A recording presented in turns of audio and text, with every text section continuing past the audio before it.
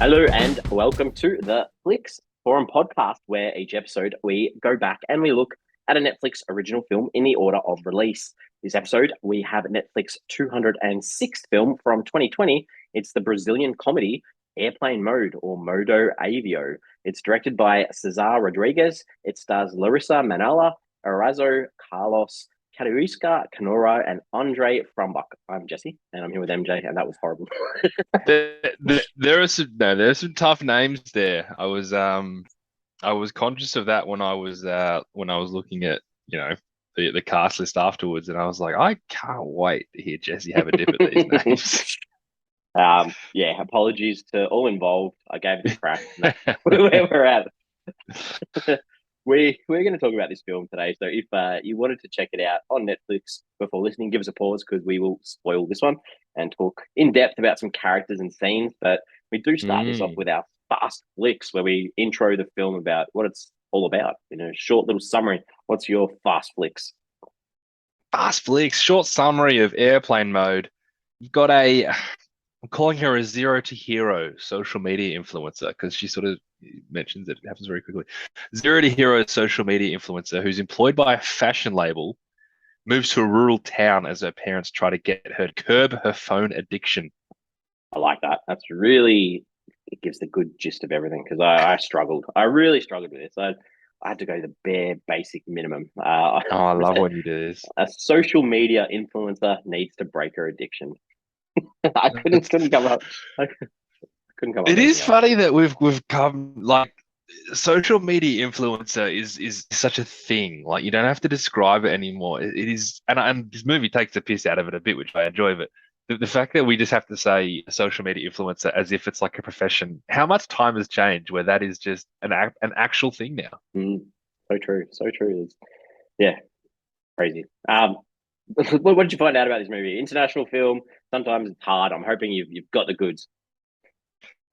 Well, I appreciate you hoping. Look, I'm going to tell you what Wikipedia told me, basically.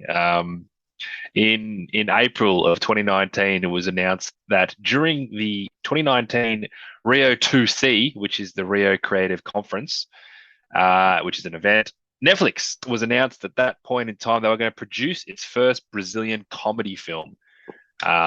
So Netflix on board early on. They haven't just gone to a film festival and said, "Yep, this looks great. We'll pick it." They've gone, "Yep, we are going to make a Brazilian film for the Brazilian audience." Or in this case, this is also the first Portuguese language Netflix original comedy film. Comedy. Specify the comedy, because we have done a Brazilian film before, and it was not a comedy. It was very full on. O Matador, or in English, The Killer, if you do want to check that one out. But I haven't got much more information apart from the fact that it did also mention that the quality of the English dub was reported to be very poor, with a very bad lip sync on this. Now, you and I were purists, Correct. so we did want to hear it in the native tongue, so we didn't actually get to experience that. But there was obviously a bit of back chat, a bit of people upset about the bad lip sync. My advice is turn the subtitles on and watch it in Portuguese. Yeah, it's almost like you can't complain about it if you're that lazy that it's like, no, you can't complain. Literally, I think every Letterboxd review I looked at complained about it. I'm like, well, you're not a real like, right. Listen to it in the native tongue.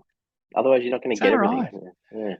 Yeah. I reckon there's like once a week I could quote Bong Joon-ho's Oscar speech about people needing to get over the fact that they could just read it. I'm obviously paraphrasing him. And then the film was released on the 23rd of January 2020. Pretty quick. So from April 2019, when it first got announced, the film got made. January 23, 2020, Netflix is releasing this film, and that's basically all I got, Jesse. I saw this real dicey statistic that I have no idea whether it's true, and I'm guessing it's not, but I'm sure you saw this as well. Netflix I chose to admit it. Non-English language movie. I call absolute bull on that. Whoever put that on there, like, is taking the absolute mickey, because I find that so hard to believe. So that was on IMDb, and it was 5 out of 5 people liked that stat, by the way. But yeah, there's no, at least Wikipedia is as much as we know Wikipedia can be messed with, they do provide links, and often when you do want to get something more, there's a lot more juicy information in the links they provide. But there was nothing to support that. I think someone just said like, "Yeah, I reckon this is the most watched. I reckon it must be." 100%. The critics, the audiences, like, so this was filmed in Brazil, in Sao Paulo. What were the critics and the audiences saying about this film? Yeah, well, the audiences have it sitting at 5.1 out of 10 on IMDb. That's off 2,600 ratings. Letterboxd, 2.4 out of 5, 7,500 ratings. So a lot more people have rated on Letterboxd as they have on IMDb, which is happening more and more, Jesse. And I think we're at the point now, Letterboxd is becoming somewhat mainstream. Obviously, still big for the real film fans, but it is just catching like wildfire, Letterboxd. So it's just a real credible source, I think, these days to get an idea of who likes what film.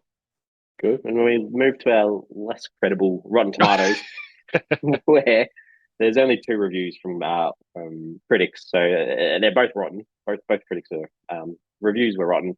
The audience less than 50 ratings, and it sits at a 55%. So sort of sits in close to what the others are all saying anyway. But what are you thinking about this film?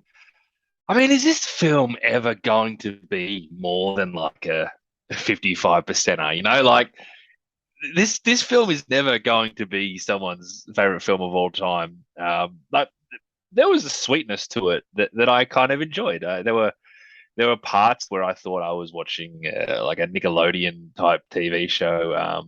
But overall, this movie kind of really nicely fit into that nice, cute, wholesome-ish category. And you're supposed to leave this movie feeling pretty good. And look, I've had much worse times watching movies than watching this one. Okay. This started off absolutely horrendously, and it had a real decent patch in the middle, but then it just like fell off a cliff again. And it's so hard to enjoy or recommend a movie where the main protagonist for the first half of the film is so unlikable. That's the Nickelodeon side of it, right? Do you see what I'm saying with that? It felt like like the Amanda Show, the over the top, crazy kind of, yeah. But if I had stuck with that vibe from the middle half right through to the end, I would have been like, cool, that was a decent movie. They stuffed up the start, but it was okay. But then the back end just went straight back to what it was like at the start. And like, this is just foolish. Anyway, let's talk about the characters. Fill us in on who you liked in this. Well, I'll look. It's actually, I found it really quite hard to dig too deep into some of these characters. But I'll start with Anna, who is our main protagonist in the film, our social media influencer, if you will. Funny that you said what you said, because there were times where she was a bit too much for me. I was like, I think you're overdoing this a little bit, Anna. I think you're losing me. You're being a bit silly. But there was something about her, and I think this comes from the very opening scene where there is some narration where she kind of explains how she became a social media influencer. Like, it's basically from, I think she posted a photo, it got a lot of hits, and all of a sudden she became. So she went from nothing to, big time star in 3 months' time. So you got that sense that she was a grounded person initially in this film. And I kind of, as crazy as she was being, I kind of always had that in my back of my head, that she is this grounded person, that person does exist. Because I sort of always felt like there was this cool, sort of sensible girl under there. And that bonding that she had with her grandpa when she started going into the whole dressmaking side of things, even the romance that she had with Zhao. I'm going to have an issue pronouncing that name, but I think I'm going to go with Zhao. That Anna was actually an interesting character, and I quite enjoyed watching her growth to that point. Yeah, I liked that middle part of her with her grandfather. Not necessarily the romance with Zhao, but like, yeah, I like that part. But there's only one part of that in the film doesn't make that whole character for me. Because like that whole idea of, I get it, it's a story to be told about. You want to be people want to work in fashion, they want a career in fashion, and then becoming an influencer might be an easier, shorter road at this stage rather than putting in the hard work or the hard yards to do it. And then just that focus from her at the start about being so obsessed with how she appears online, and those car accidents, like the fact that she still had her license after having 8 accidents, like, unless you kill someone on the road in Brazil, like, you're all good apparently. I just really disliked her apart from the scenes with her grandfather, I didn't like her. Do you lose demerit points in Australia if you just have a little bingle like that, though? I don't know if you would. I think the police can get you for not maintaining within a safe braking distance if you do have like a little, so they can. Yeah, right. Yeah. Yeah. Story for another day.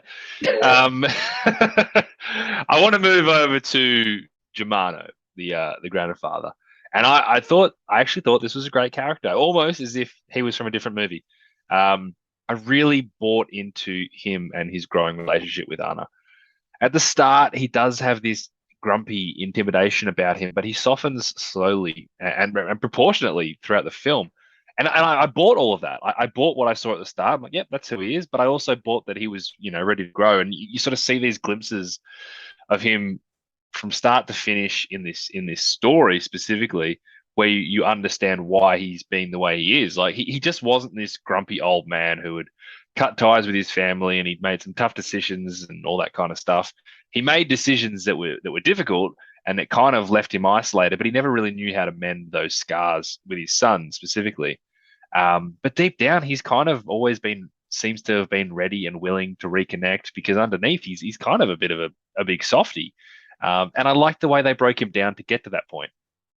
Good. Yeah, I agree in a lot of ways. I didn't even believe the idea that he was at the start that he was that grumpy. It was, to me, I was like watching it as more like a bit of a show, because I want to show her how she needs to grow through me putting on this bit of a a grumpy old man factor, and I enjoyed that. I thought that whole idea of the falling out with his son, Anna's dad, and the wife who's passed away, and just even that car, the idea of the car as that bonding mechanism between himself and his granddaughter. I mean, it leads to a lot of scenes that I necessarily didn't like, but it was still a really good plot point to put in there, because you needed something, because obviously the ability to communicate wasn't necessarily, she can communicate through a phone. So it was just nice to have that in the stability of their environment. I mean, I loved his sweetness, but the whole idea of like they were always going to set him up with Jiao's mum. Like the first scene we see those two together, I was like, oh, come on. You didn't need to either. Like the movie didn't need that. I know it was kind of like barely touched on. Like at the end, they sort of say g'day sort of thing, but it didn't need that at all. Like, because clearly they've been friends for years and years. Like they live close enough to each other, and I thought that was a bit weird. We didn't need like the scene in the kitchen where he's like, you're doing so well with all the kids by yourself, and it's like, oh, here we go, here we go. But that actually was the first time we saw a softness to him that we hadn't seen, and that's when you're like, this is who he actually is. All right, who else? I had trouble with a lot of the other characters really trying to get anything else out, but we got to go with Jiao. He's obviously the romantic counterpart in this film, and he's obviously seems to be a very quiet and shy kind of guy. He's clearly into Anna from a physical perspective, because there's nothing else to suggest why else he'd be into her from like the very start, when she's just like an absolute arsehole, and he's just kind of sweating her straight away. But he's a lovely dude. He seems to be really selfless. He's always ready to give others the benefit of the doubt, and I guess maybe that's why he sort of worked with her, because he was giving her the benefit of the doubt from the very start. So you kind of allow it. You let this happen. It was fun. Yeah, I felt like he was too good for her. just even though we get that idea of she's developing and stuff, like exactly what you said. There's no reason for him to be like, I'm going to put everything I can into her, because she gave nothing back that was positive. So, but again, the first time you see him on the screen, it's one of those obvious things. You're like, this is she's going to end up with him, right? And I don't know. I like a bit more intrigue in a film. Like, but yeah. Anyway, that's the type of film this is. That's the type of film it is. I was going to say the film wasn't pretending to be anything it wasn't. At least, exactly. Yeah. I put down Carola, the villain, just because like you've got to put her down as part, like the worst parts of this movie, like the boss, the villain, the media mogul. Like it's like she's got a henchman. That Fausto dude is literally like a henchman. It's like your Cruella de Vil with your dudes that do your dirty jobs for you. That was like a caricature. That's what it was. She was the like Nickelodeon villain of this film. Like over the top, unrealistic, not one positive bone in her body. But I guess you kind of cop all that just to see her get taken down at the end, because it's coming. Or every time she does something and she's getting worse and worse and worse, you're like, well, I got to see you get it soon. And if you buy in enough, that moment is actually really satisfying. But you're right. It was her and Germano in the same movie was just bizarre. Mm. The other, like, Gil was Anna's boyfriend early on, like this actor who's part of the whole fakeness and the social media idea of this thing. Did you think that him and Thorsto were together? No, Like I I didn't. know, I just had the impression the whole time that like the way that they were looking at each other, they had a thing going on themselves, so it just made the whole thing even more ridiculous. Anyway, that was just my take. Uh, They um, could have. and I just want to mention her parents too. Like, I mean, obviously they're concerned about their daughter, Inarko and Laura, but like, what horrible parents! Like, you set up this huge lie to save your daughter. It's almost unforgivable. Like, it's horrendous. Poor I parenting. I don't hate it. I don't Ah. hate it. She's beyond being saved. It was a safe environment they were putting her into. Like How does she not realistically, actually they get put her. arrested though? How does she not actually have the police knocking on her bedside table saying you've had a big accident? She was she was basically going on a trip with her grandpa, like for a little holiday to her grandpa. It wasn't horrible what they were doing, and like the detox side of things was good. She wouldn't do it herself, so they took the man into their own hands. Like, get yeah. Anyway, okay, cool. Any other character? I don't know. It just really annoyed me. You're Any other allowed to characters? disagree with me. God, I was just like, can we actually have like some real stakes there? Be like, cool, you're going to jail or you go spend 2 weeks with your grandpa. Well, that were the stakes. Yeah, but like actually, like show there's the real consequences for driving on your phone. It Um, is true. Director Cesar Rodrigues, Mm. TV directing, but nothing I'd heard of. Have you seen the odd movie sprinkled within his TV stuff? There was movies like An Extremely Nutty Teacher and My Mum is a Character Too, as in like two, the sequel.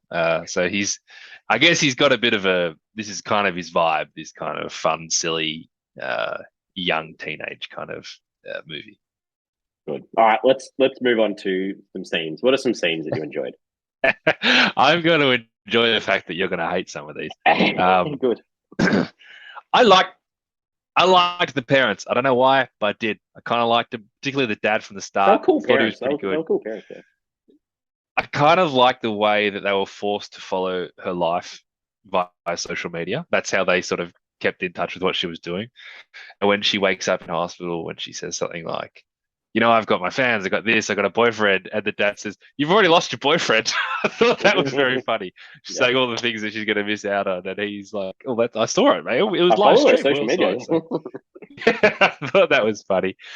Um, this one, I don't know why I found so funny, but I have to mention it because I found it funny. When she first arrives at her grandfather's house, and she just starts clapping. She's just Yeah, clapping trying everywhere the as if lights or to the try. doors get open. Just thought that was funny. That's the only sort of funny stuff I had, but I did have to mention that too. This movie actually is the home of a wonderful quote. You know how I like quotes, Jesse. Mhm. When Germano spoke about his wife's famous way of living life, how he said living is about searching, not finding. I thought that was wonderful. I thought that's a very nice way to live your life. Always be on the move. Always want more. Always expect more. Never think that you're just going to get there and just sit there. So I thought that was Good. very nice. And this is where we'll disagree, but I like the whole final setup that they did with Corolla. I like they all came together. I think I bought into the wholesome side of Yeah, you things put more it. than you did a little bit. Yeah, wow. I like them working together. Some of them had roles that weren't required, but they were there, and I appreciate it. And I like seeing her cop it. I liked that. I needed that. This movie made me feel I had a smile when it finished. Good. I'm glad.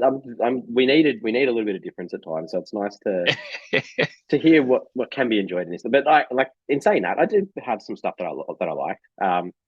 The live stream at the anniversary dinner. I just thought this was absolutely hilarious. Where Gil dumps her. It just made me laugh because she's expecting to move in with him, and then he just like walks out all dramatically, like, "Oh, I've got a broken heart." I thought that was hilarious. That made me laugh. The and these are some nice moments. Like I liked Grandpa and Anna stopping at that view of the countryside, and this is where that like one of those really nice discussions had, and they talk about I'm sorry for judging you without listening, and And she's like, that's what most people do. They judge me. And it was followed up by that nice moment. They go back home and he's like, cool, let's open up grandma's door and go through her belongings. I thought that was really nice. And a good part of part of that the middle film. part I really liked. And Yeah. and then the follow up of, cool, we found grandma's stuff. And then her idea of using that as inspiration and that story of their love inspiring her fashion. I thought that was really nice too. So that was Was a really nice nice. pass. Yeah. I Anything you actually, didn't? when she drove off at the end, I actually thought she was going to go back to that spot, that view, and her grandfather was going to find them. I thought they were going to have another chat, but didn't happen. Been good. Anyway, Things you didn't like. two things I did not like when she breaks into the store, to get the toilet paper. Not that big a deal, but she obviously reaches for the phone and she falls over and they all come in, and then the mum says, "Girls, let's clean this mess." But it was just a crate that tipped over. Like that's all it was. It wasn't like she ransacked the whole place. So they sort of there, they'd like pick up the crate, and that was it. So, do better. That wasn't that wasn't very clever. And the picnic scene was super weird. So, firstly, holding the hand it came out of nowhere. Like all of a sudden, they were just having a romantic picnic together, and I was like, okay, so we kind of assumed they were going to be romantic, but this is just like there was no like, hey, let's catch up tomorrow, or let's. It was just there. The scene just happened, and they were doing that weird holding hands. Beautiful picnic setup, by the way, like very glamorous, very glorious. And then Julia, the little sister, just rolls in and says, "I'm bored. I thought we were going fishing." It's like, what? They don't seem to be set up to go fishing. They seem very much set up for a picnic. It was so weird. That scene was just, that was a very obvious one. But it's probably one of the worst ones in the film for sure. Okay. I got a few. Sorry. I can't wait. It's my favorite part. Favorite part. I was gonna just the start of the film, like the whole social media posts and stuff, really did my head in to start off with. But I liked the parents, but the whole idea of the dad doing a gross shit. So that's literally the opening shot of the film. It's like, oh, dad, yuck. I'm like, okay, that's what we're in for. That is what we're in for. It's gonna smell this movie. Good one. Anna not knowing anything about her boyfriend except this line where she says he prefers TV over movies. Netflix. Oh, come on. A little bit of that self-referential rubbish. And then the whole, like, the mum's like, oh, don't go before you've had some breakfast. And then of course she like does her Insta post of the breakfast. I was like, this is not my type of movie. This so clever. Not my type of movie. The idea of her bringing fanny packs back into fashion. Like, oh wow, like that's the best thing you could think of bringing back. I don't think fanny packs were ever in fashion. Like, It'd be good if they were, though. There's a convenience to fanny packs. It could be like, what's that thing in the background of the snooty thing or whatever it is? Woody. Woody, yeah, well, those things that could have been it. I don't know. And there's big fake car crash, like the one that puts her in hospital. It was so poorly done. It was like horrendous, and then just the fade to black with her waking up in hospital, barely had a scratch on her. And then just she's playing with the remote on the bed because she's addicted to her phone. Oh, come on. You know what got me about that car crash? I quickly read the synopsis when I pressed play, and it said like she has a car crash and then she goes to someplace, and I like clearly just like read the fact that it was called airplane mode, and I realized as she had a plane crash, and I was like, when's she gonna like this girl just had a car crash? She's gonna have another plane crash. Like this girl is doing it tough. But then I just clicked. I'm like, no, you idiot! It's called airplane mode. So. Yeah, she's going to start piloting a plane just on her phone and crash the plane. The scene on the bus about going to her grandpa's and just trying to steal the lady's phone next to her, it was just like gimmicky. It was like your Nickelodeon stuff. I really like that. Like what you've said about that. I think that ties into what this is. The scene with her getting under the car, she's like, "Yeah, I'll fix the oil." Like you knew that oil was going to go all over her face, and it wasn't much. It was like a little drip. I was like, "Come on, you got to gush her with the oil from the car." Well, he did say, I've got to get rid of the screw so I can drain the oil. Yeah. So like that was obviously the next step. Yeah. When she finds out that her ex Gil is dating her best friend or whatever, she loses it. She cracks it at Jow, and telling him, "You don't get it." Storms off. I was like, he copped that. He was being so good. He did not deserve that. It was, yeah. And then when she finds out that the deal and the actor of the guy from the hospital and her driving and then the tears and the mascara running down her face. It's so funny. Such a Poor funny soul. Poor soul. And then the end, the whole fashion show. The worst part about it was Anna's disguise. Like she's got that black cape. It's like Hoodie. You don't stand out at all because you're at a fashion show and you're wearing something completely covering yourself up. Everyone's gonna be like, "Who's that?" You were very consistent. Like you spaced out your scenes wonderfully. Thank you. Let's talk about never went long without disliking a scene. No, apart the middle part. I like the middle part. I said that. What are you trying to say? What are some themes? What are some ideas? Look, the obvious one being, you get out into the real world, get off your phones. I think there was actually a really nice, I can't remember the first part of it. There was a scene at the start where she goes somewhere, whether it's the restaurant or whatever, or even the office, and every single person she sees is like on their phone. And then you sort of juxtapose that with at the end when she's at that country fair or county fair sort of thing. And like she's scanning the crowd and like nobody's on their phone. And it's a really nice look and it's a really nice thought that if you want to have a good time, sort of get out of your phone, start living your life. You don't need to be in the country to do it. And it's a wonderful message. Obviously, it's a blatant message. The movie's called Airplane Mode, but you can't be mad at that. And I guess the other thing they are trying to say is to value the opinions of those around you who do love you and do care about you, because they will always be there for you. And her parents are trying to tell her to do one thing and she's ignoring them. And yes, she has a falling out with them, but when she needs them again at the end, all these people that she sort of cut off, they're there to help her in a heartbeat. And that's a nice message too. Yeah, I think good stuff. Like, you mentioned that obsession with social media and the addiction to the devices, but the importance of family too. Like, it's just nice to see this family unit get back together. Honesty and truth. That the social media boss lady, like the idea of honesty and truth, and you're never going to succeed if you're not honest and truthful. And I like the idea too of through her fashion, like the idea. I think the quote was like, "Originality is a myth," was what one of them said. But you can be original. Don't steal other people's work. Do your own stuff. Yeah. Otherwise, you will get found out. And actions have consequences. You steal people's stuff. You tell lies. There's going to be, you crash your car. There's going to be consequences somewhere along the line. It's going to happen eventually. What did you take away from this one? Yeah. As much as I've been shouting its praises, this is a very forgettable film.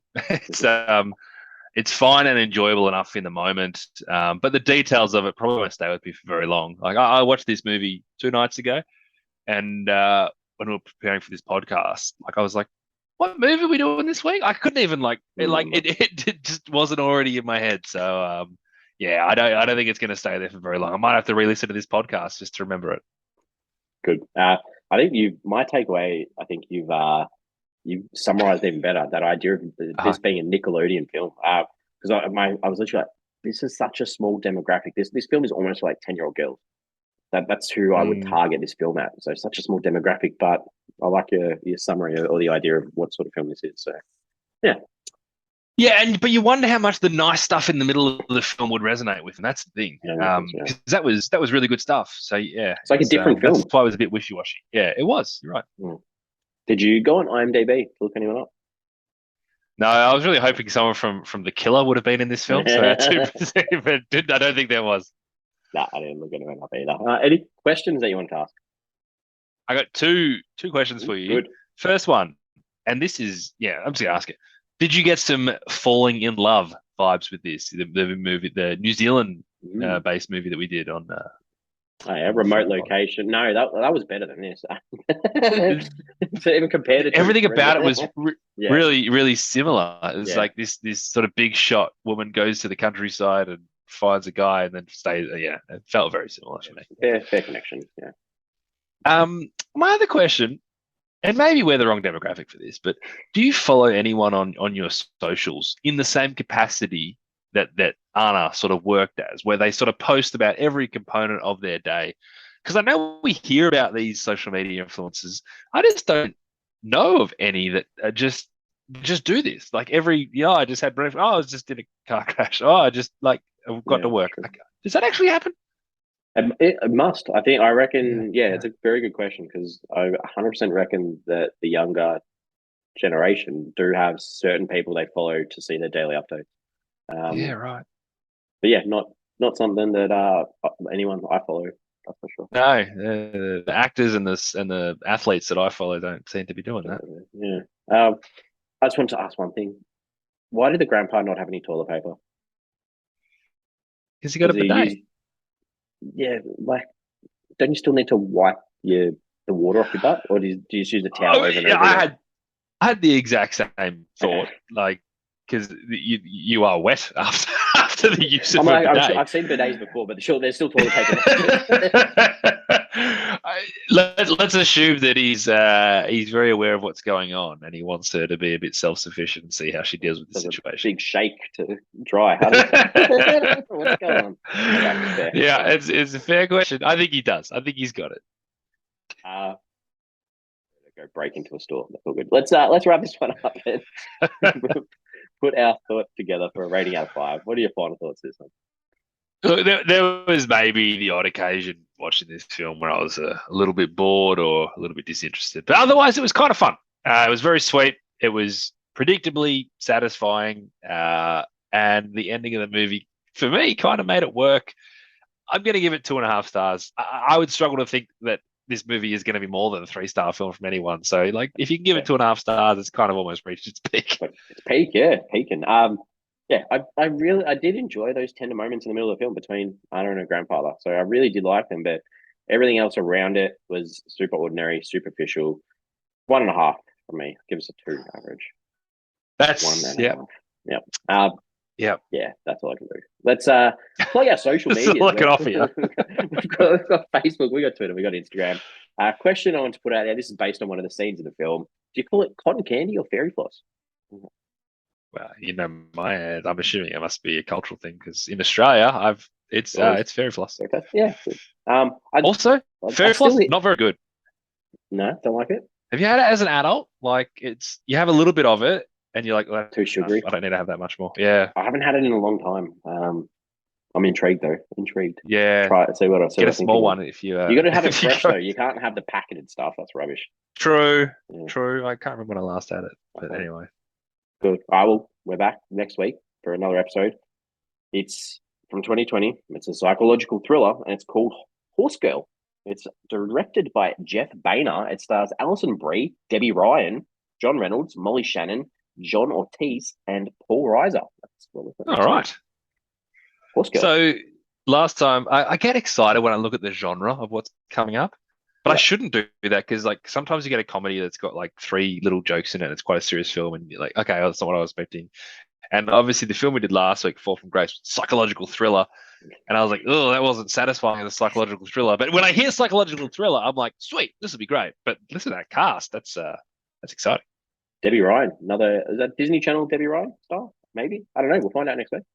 We will find out next week. I don't know, Jesse.